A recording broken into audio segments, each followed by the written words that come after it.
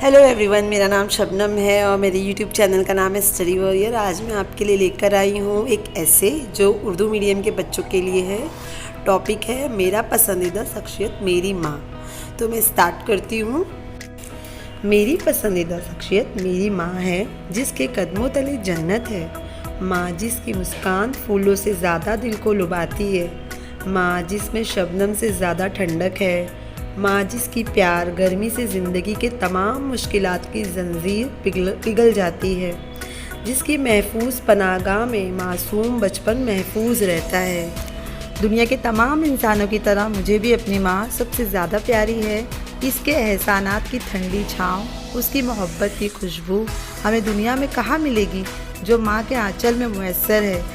मेरी परवरिश, निगहदाश्त और तरबियत उसकी सफ़ीक हाथों में हुई है।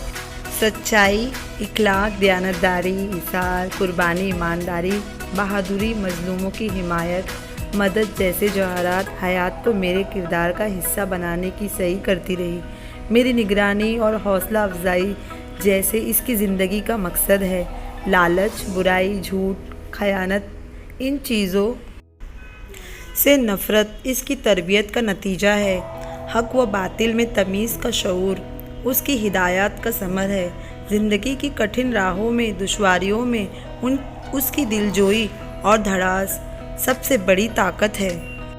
मुझे याद है वो रात जब मैं बुखार की हालत में तप रही थी और दर्द से मेरा बुरा हाल था। मुझसे ज़्यादा बेचैन मेरी माँ थी। जैसे वो कह रही हो कि बेटा, अगर मुमकिन हो तो तेरा ये दर्द मैं समेट लूँ। ऐ माँ, प्यारी माँ, सलाम तेरे खुलूस को।